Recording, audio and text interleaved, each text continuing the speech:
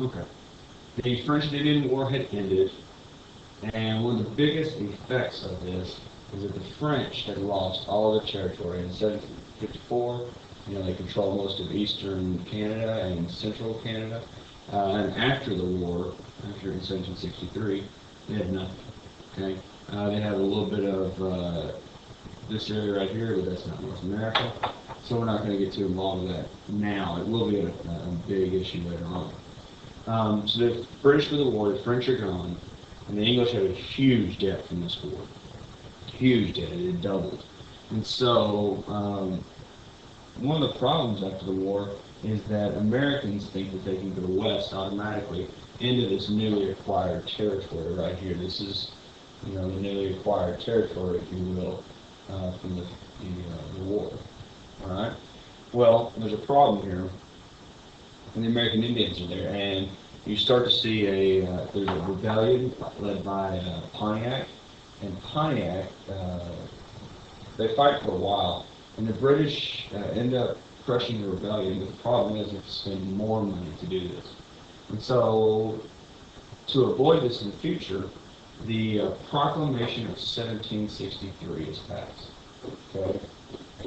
Proclamation of 1763.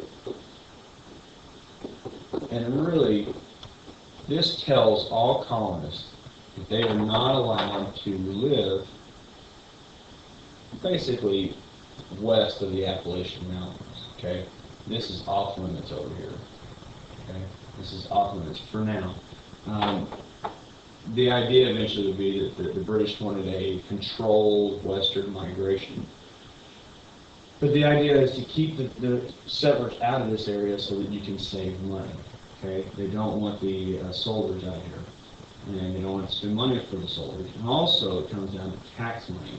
The closer you keep the settlers to the settlements, the established 13 colonies, the more you can control them and tax them and things like that. That's kind of a tertiary reason, but there is some influence in that. So the proclamation line is established, and the colonists are upset. All right, the colonists are very upset because now they're being told directly what to do from England. They're being told what they can and can't do, as opposed to their colonial legislatures that they had, like the House of Burgesses or the Great Council or anything like that. And so the law really doesn't have much effect. Colonists still go west anyway into this area right here, Tennessee, Kentucky, the Ohio River Valley, and those areas. But this is really the change in policy with the British and the colonies. And so 1763 is a big year as far as when we see a big change. And really what we have before 1763 is salutary neglect. Now, salutary neglect is one of your words, your vocab words. But really what salutary neglect is that England before 1763 had ignored the colonies. Everybody was making money, so everybody was happy. And the Navigation Acts were, not really enforced that much. We talked about the Navigation Acts last unit.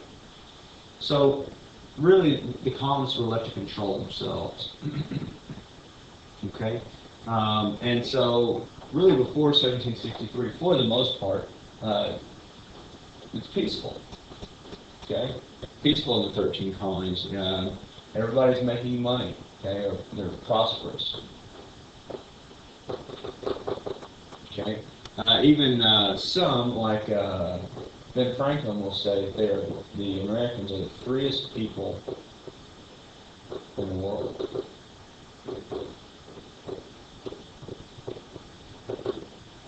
Okay? And the one thing that the colonists are really used to is representative government. They are represented in the colonies. Okay? They're not ignored in the colonies. England ignores them, and they're okay with that. Okay? They're okay with that. England, on the other hand, has things like the Navigation Acts. But remember, they're really ignoring these at first. They've been on the books, but nobody's enforced them. You've got the, we've talked about salutary neglect, and really they're enjoying a prosperous trade as well. Everybody's making money, everybody's happy. Well, in 1763, you have the end of the French and Indian War. Okay? And we'll kind of, for lack of a better word of that, we have the end of the French and Indian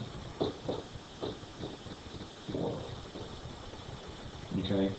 And what officially ends that? The Treaty of Paris.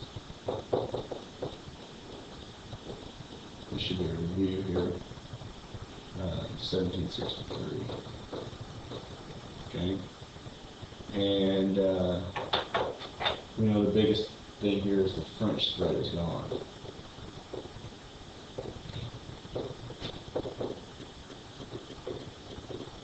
This is all in the colonies here. Now, one of the problems is there's a huge empire governed by the English. How do they win the war? By spending money, so there's a huge debt. Alright? And so then you have the Proclamation of 1763.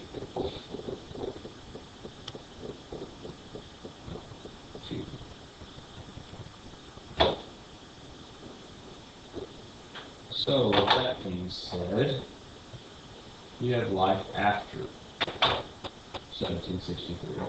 And so now, the one thing we're going to talk about is this much tighter control. England is going to get involved.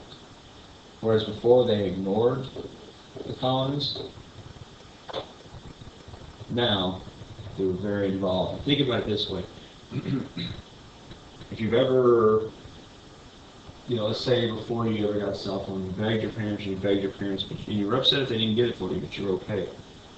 Now, you got a cell phone, maybe you do, and if your parents take it away from you, you're very upset. Probably more upset than you were before you got it.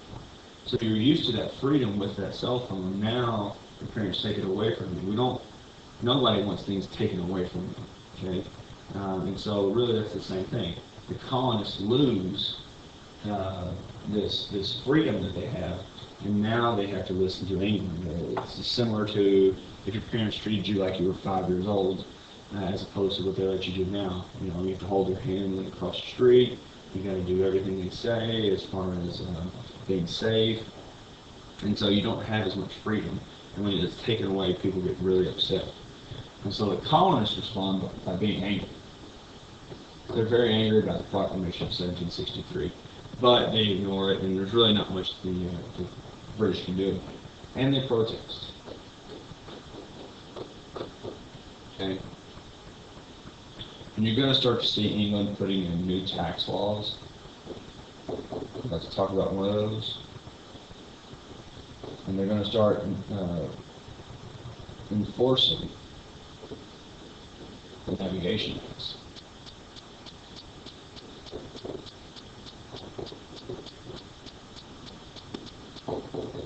And so our next one is going to be the Sugar Act. Now the Sugar Act actually lowers the tax on sugar.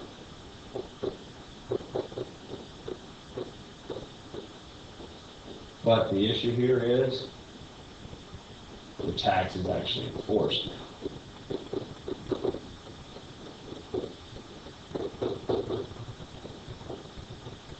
So they went from paying nothing because the law was in effect to paying, I think it was 3 pence a pound or something like that. Okay? And this was meant to, this tax was indirect. Okay? It was really more of a regulatory tax. It was regulating trade. And the colonists were fine with that part of it. They felt like England had the right to do that. But the thing, when I call it an indirect tax, the tax went to the shop owners who sold the sugar, and they just passed it on to the people who bought sugar from them. So most people didn't really notice it too much. but it really it upset the Americans, and so you're going to really see the Americans. You're going to have James Otis use the phrase for the first time, and we kind of paraphrased it. No taxation without representation.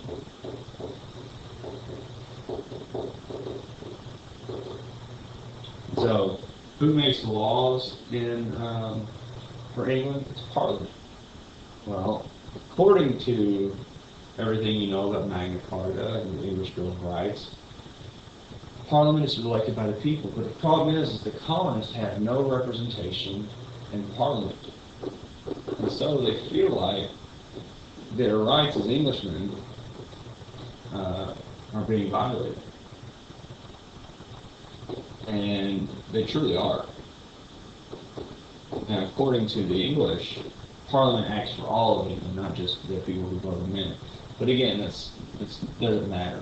The colonists should have say in taxation according to Magna Carta, English Bill of Rights, and petition rights. Okay, and so they're upset.